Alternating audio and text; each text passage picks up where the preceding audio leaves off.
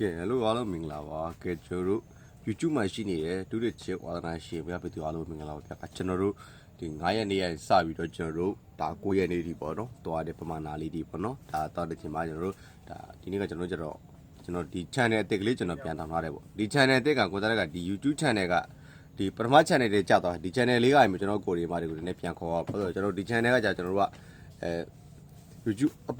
အတိုလေးတွေပေါ့နော်ကျွန်တော် short video အတိုလေးကျွန်တော်ပြန်ပြတင်တဲ့ခါကျကျွန်တော်ကိုရီမာတွေကဒီ channel အသစ်ကလေးကိုတွားပြီးတော့လာပြီးတော့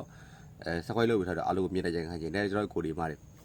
ပေါ်တဖူးနေမှာ304ခုကီတဲ့ကကျွန်တော်တို့ကနေကုန်းစားမှာ3ခွန်ပိုင်ခွန်ပတ်တီးပေါ့နော်ဒါကိုတက်တက်တဲ့ပုံစံရဆိုလို့ရှိရင်ဒါကျွန်တော်ခွန်ပိုင်ခွန်ပတ်တီးလေးရှိတယ်အဲ့တော့တကယ်လို့ကျွန်တော်ကိုရီမာတွေကခွန်ပိုင်ခွန်ပတ်တီးနဲ့ဆော့ကျင်တယ်ဆိုရင်ဘယ်လိုကနေမွေးတင်ဆော့တင်လဲဆိုကျွန်တော်တို့ကခွန်9ရဲ့ခွန်4ရဲ့ဟုတ်လား86ကဲ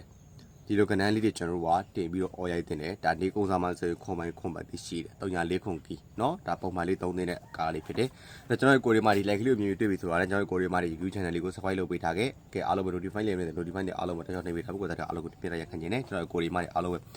နောက်ပိုင်းကိုသားက